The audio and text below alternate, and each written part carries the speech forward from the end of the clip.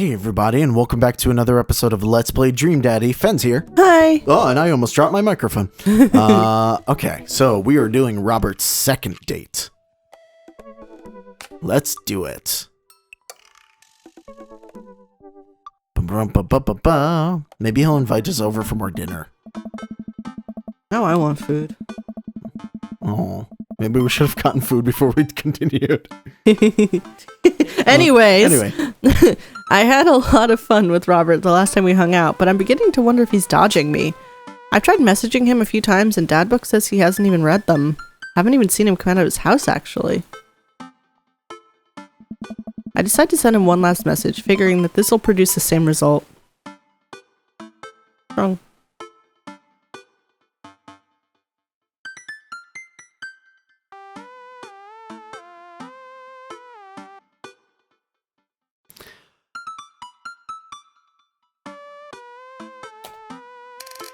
Hey man, didn't know where you've been, but we should grab a drink soon. I walk away from my computer because at this point, I know he's not messaging me back anytime soon. He only does it at night. Yeah. I linger in the kitchen. I'm all caught up on work. The house is relatively clean.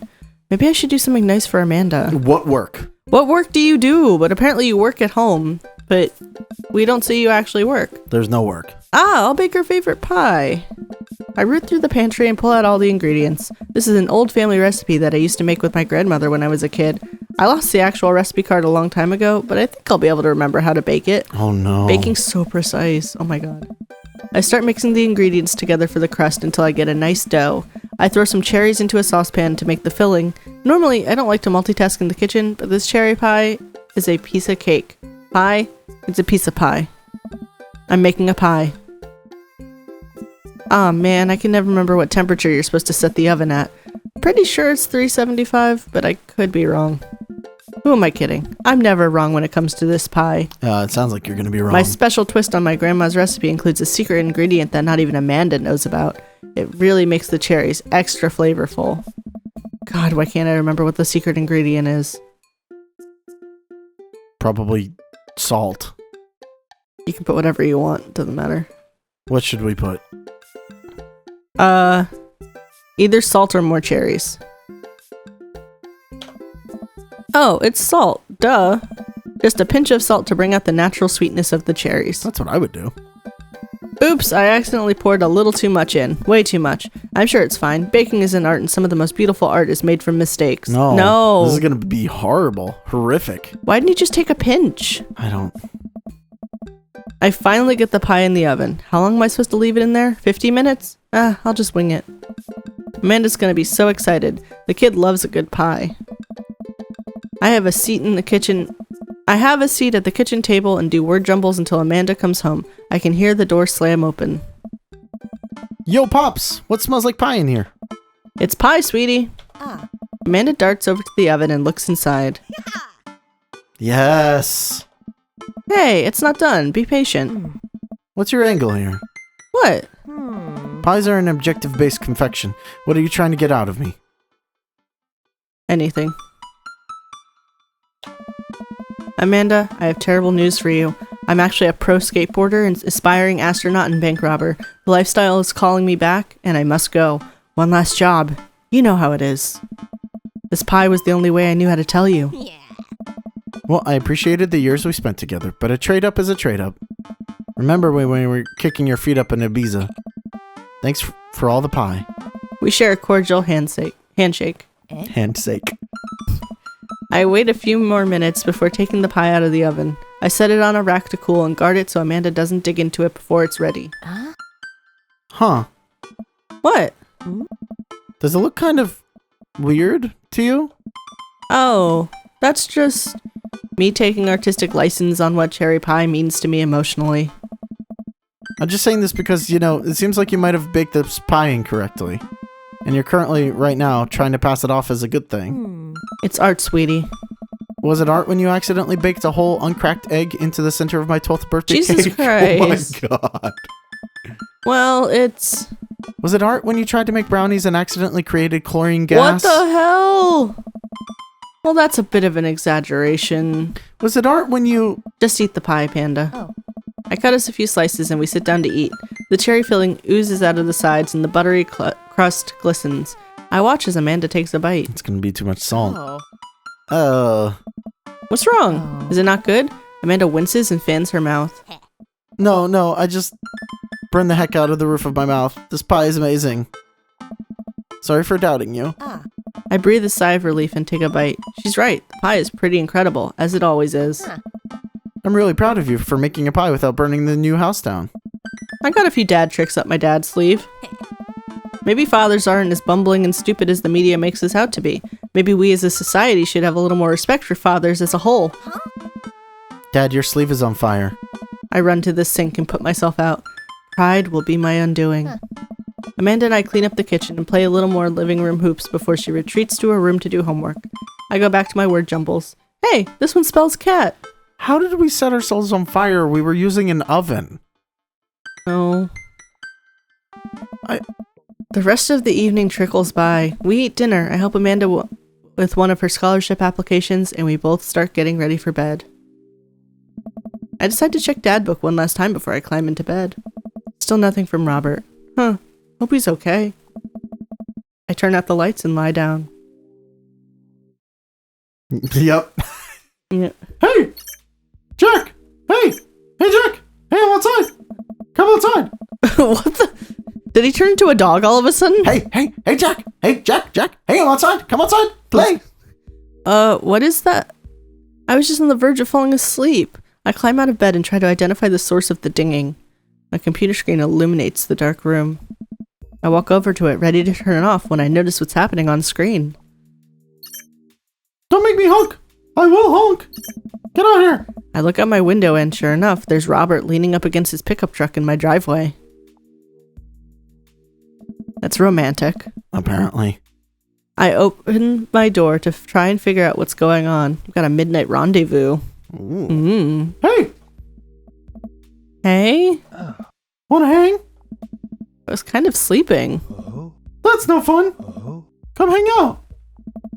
I would argue that sleeping is very fun, but I don't have to be anywhere in the morning. Might as well live a little. Sure. Cool. You plan on going out like that? I look down and realize that I am, in fact, not wearing pants. I mean, I don't mind. Oh. Right. 1 second. I run inside and throw on my going out pants, shoes, and a jacket. I grab my keys and meet Robert back outside. Ready? Ready. Hop in. I jump into the passenger seat of his old red pickup truck. I have to move a few empty cigarette packs and gas station receipts out of the way before I can sit. Robert silently starts the car and we drive out of the cul-de-sac. He has a red pickup truck. Interesting. Whoa! You like Tom Waits? I have it. It's just... Alright, last one. Host that rag? Yeah. Before I can answer, Robert turns out the radio. Yep, that's Tom Waits, alright. He lights a cigarette and cracks the window. We drive together in silence. Oh, he does smoke. Yeah. So, where are we going? Robert doesn't respond. Robert, look, he has stickers. He does have stickers. He does have a kid. Or hat or something. Yeah. Look at the T-Rex one. Mm-hmm. Robert? Oh, I heard you. He still doesn't answer my question. I look out the window and notice that Robert's taking us to the highway. I twiddle my thumbs. Oh, the spooky music. Yeah, I know, right? Well, whatever I've gotten myself into, looks like I'm in it for the night. I settle into my seat and watch streetlights pass by. I glance over to Robert, who's driving intently. He looks tired, as he always does, but there's something a bit more there that I just can't place. Is he like a screenwriter? Maybe. Say nothing. I remember what Robert said about hating small talk and decide to keep my mouth shut. He notices me staring. Stop looking so nervous. Maybe if they turned off this music. I'm not nervous. I'm a little nervous. Just hang on. We're almost there. Almost where? I have no idea where we are. I think we're moving at a slight incline, but I'm not so sure. We eventually come to a stop.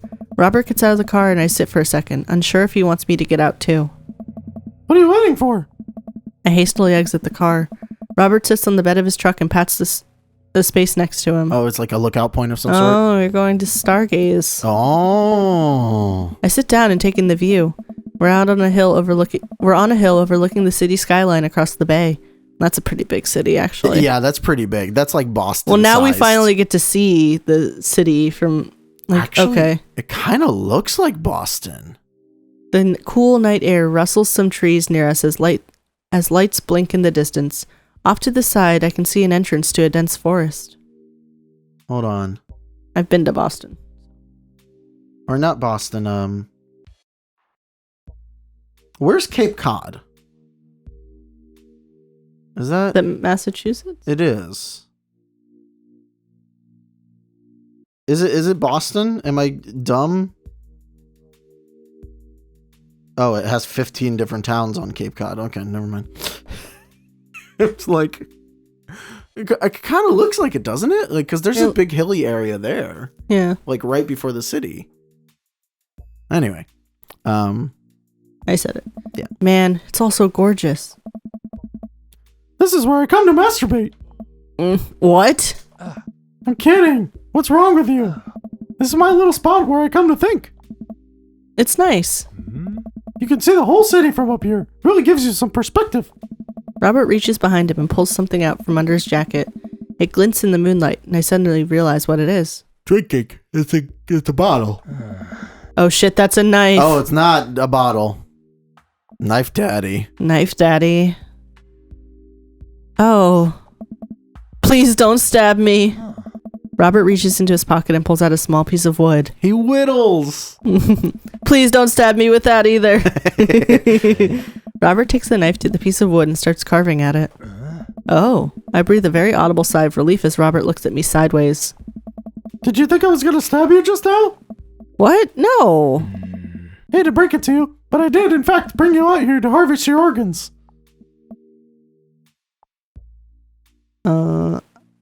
Probably play along. Yep. Yeah, well, you think you caught me in your trap, but I knew. For years, I've been putting the most vile junk food into my body in preparation for this day. Come at me, friend, and reap what you will. 2 steps ahead of you at all times. That's how I operate. Ha! Nothing gets past you, huh? Robert reaches into his pocket and pulls out a folding knife that he opens and hands to me. Oh, he brought one for us. I'm gonna warn you, the last guy I had a knife fight with lost 3 fingers because he didn't know the 8 basic rules of knife fighting. You're familiar, correct? I honestly can't tell when you're kidding. I'm so many levels of irony deep that I've forgotten what humor is. Jesus. He and I laugh. Have you ever whittled before? Considering I'm not a grandpa, no. It's not for grandpas. No. It's just a good pastime. I should take up whittling. You really should. We've been looking for something for you. We've been looking because I, you know, if I'm anxious or something or need something to do with my hands, like Legos are a great thing. Yeah, because I do totally all whittle. sorts of crafting stuff for that. I could totally get into whittling. You really could. I think. All right, we might have to talk about this more later. Yep, yeah. Okay. What do you mean by that? Well, I just thought that you would have a block of wood shipped to you along with your first social security check.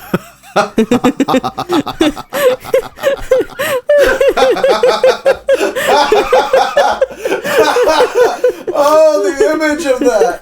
That's amazing. It's like you join AARP and it's in your welcome package. God. Why is that so funny? Ooh. Okay. Jack, I'll have you know that whittling is a time-honored tradition enjoyed by both young and old alike. That you're dismissing it before you've even tried it speaks volumes about your character. However, because I've gotten to know you for some time, and I've come to think of us as friends, I'm willing to attribute it to ignorance instead of malice. What I'm trying to say is, go get that stick. Robert motions to a good-looking stick on the ground, perfect for potential whittling. I pick it up. The most important thing to remember while whittling is to cut with the grain, not against it. If you cut against the grain, the wood is going to splinter. Isn't the most important thing safety? No! Getting hurt comes with the territory. Look at my damn hands. I look at his damn hands. They're calloused and covered in little white scars. They're very nice hands.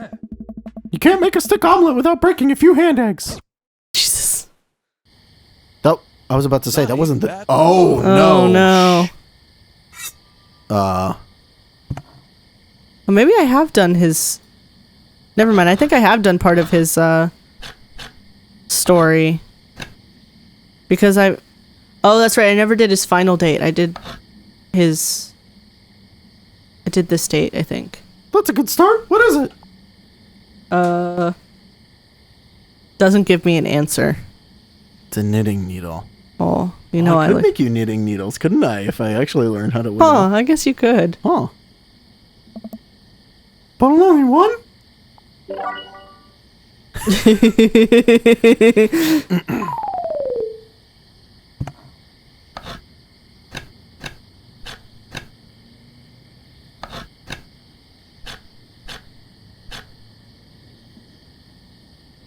Tell me about this one. Tongue depressor.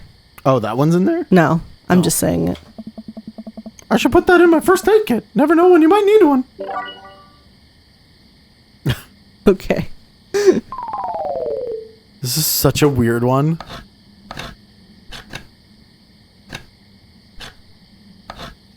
I don't... What's the story here?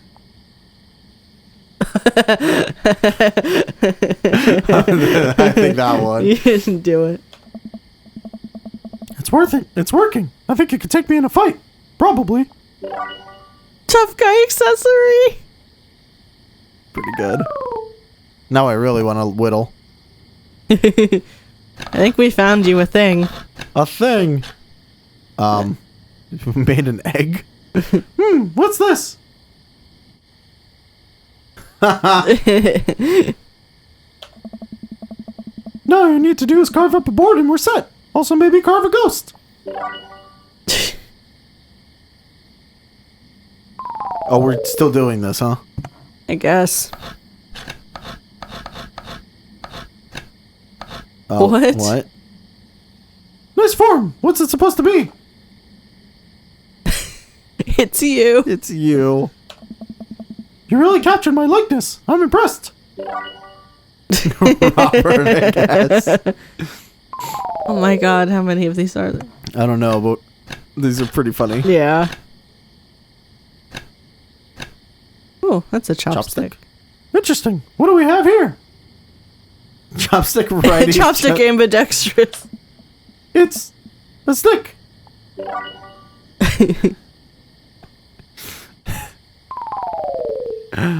Oh no. Oh, that's a big boy. Big one. I like how you can turn the wood, but it doesn't do anything. Yeah.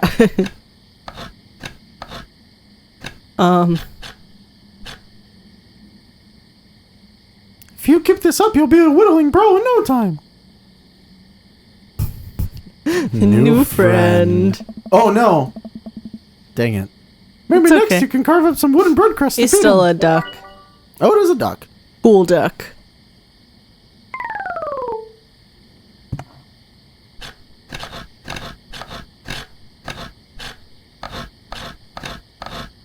Ooh. Oh, that's a horse. Beautiful handiwork. What do you call it?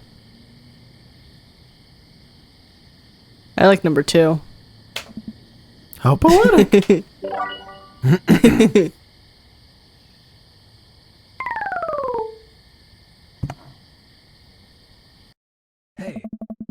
Robert and I sit in silence for a while, carving our pieces of wood.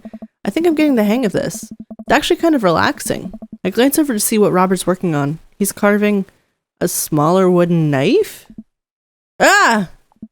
While I'm distracted, the knife slices into my thumb. Blood gushes all over my little wooden carving. Hey, free stain.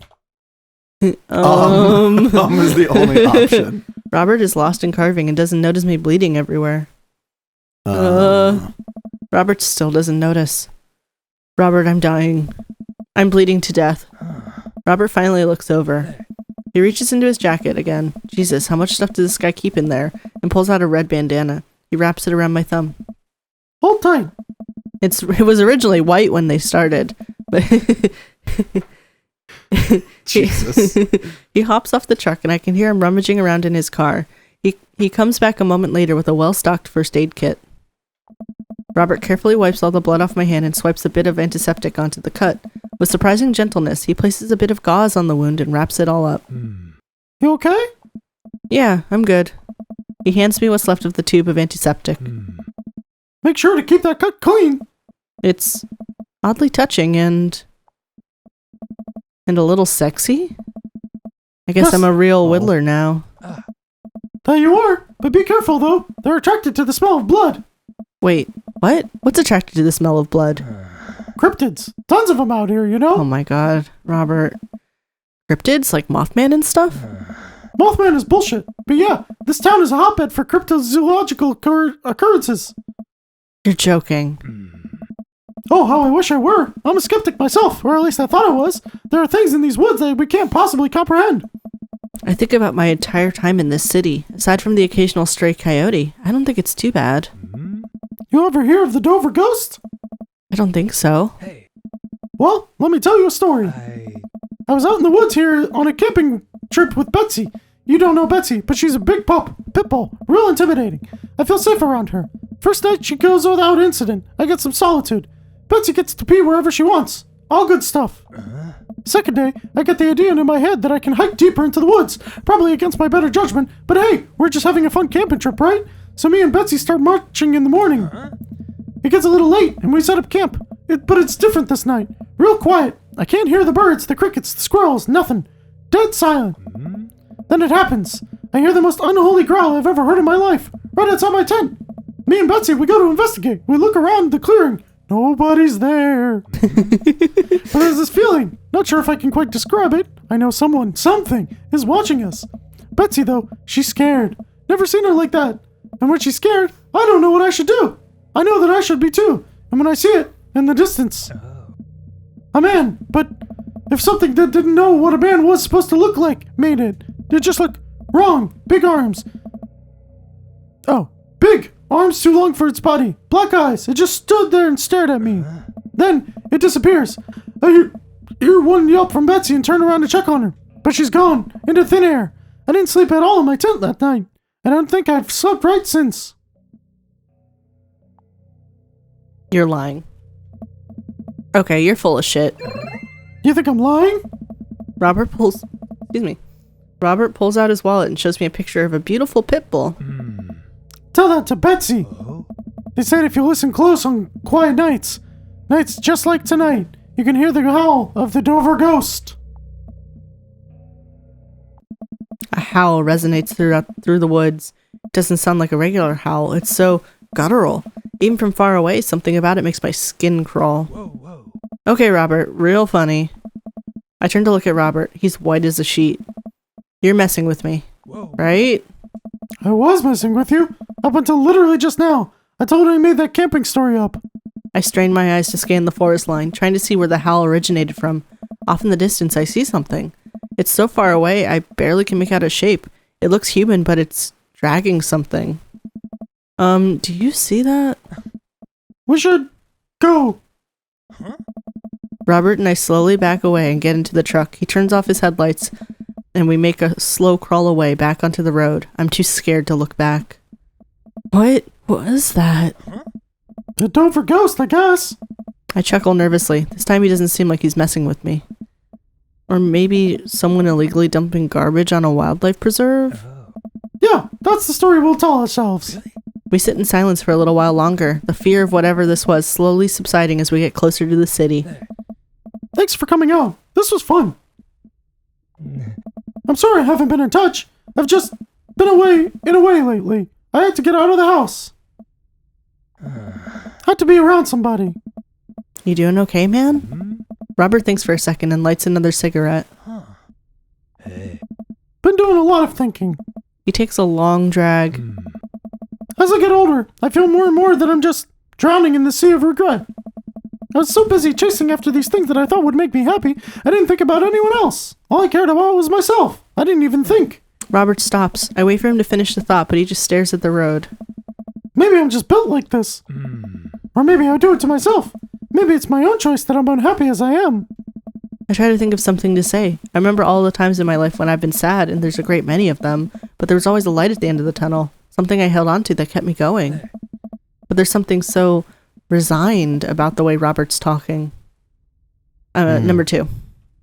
It must have taken a lot for you to want to tell somebody this. I don't know. You're a mysterious guy, Robert. You don't have to be. Do you ever wish you were a better father? I think about it for a second. All the time. You can read all the parenting books you want, but nothing will ever prepare you for raising a child. There's so much stuff I regret or wish I could have done better, but I don't have the answers. I don't know if anyone does. It's funny. I look at you and your relationship with your daughter, and it seems perfect. It isn't. At least you're there for her. I stare out the window at the blur of passing trees. Yeah, I think he is divorced and his kids. Or his kid's already grown up. Yeah. I just hope I'm a better father to my kid than my dad was to me. What did your dad do? More about what he didn't do. He was quiet, stoic. Don't think he ever once told me that he loved me. He cared more about his work than he ever did about me or my mom. Do you hate him? No, I used to, but after I became a parent, I just kind of feel bad for him. He missed out on my whole childhood.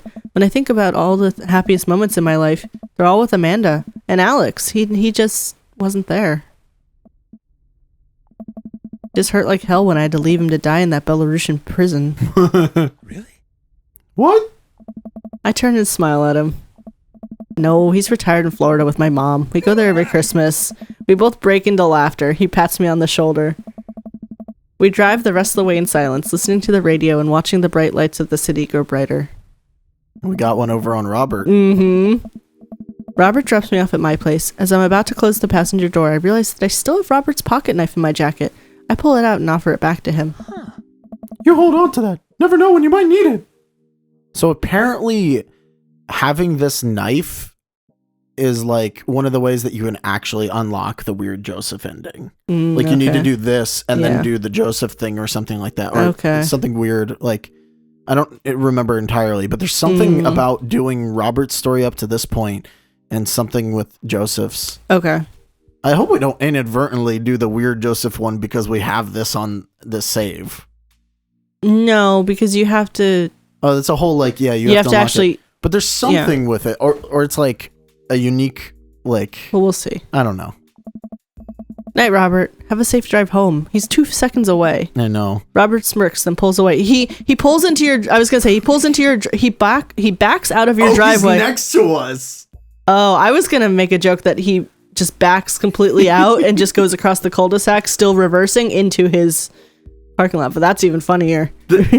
So I've always wondered, like, because it's a cul-de-sac, right? Yeah. It's a little ring. So we don't actually know whose houses are like next to each other. But this is the only one that's been confirmed. Robert lives next to you. He's directly next to us. Yeah. Interesting. He gets out and waves. I tiptoe into the house, careful not to wake Amanda up. Whoa, where'd you come from? I look around and spot Amanda coming out of the kitchen with a glass of water. I thought you were sleeping. Oh, Robert woke me up to go cryptid hunting. You know the Mothman is bullshit, right? Amanda, you know what? It's fine. I think about the conversation I had with Robert in the car as Amanda starts walking towards her room. Hey, Amanda? She stops. I love you. It's weird when you say it outright and sincerely like that, but I love you too. Night. I chuckle to myself, then finally decide to go to bed. All right. Do we get a extra dad thing? I'm curious. We seem to every time, so... Yeah, but I wonder if they planned it out, like there's one for each one, or if... S-rank! Or did they at a certain point... Look at knife. I know. Knife. You've got dads. So do we get another? No. I think we might, because we filled up the side. Yeah. I think that's all the side stories. Yeah, we might have it all then. Okay. So yeah, the episodes from here on out might be a little bit shorter because I don't know if we're going to get another side story. But if we do, we're surely going to play it, of course. But if we don't, not a lot we can do. Anyways, thank you all for watching. And I guess next time we'll finish out Robert's story. Yep. Bye-bye. Bye.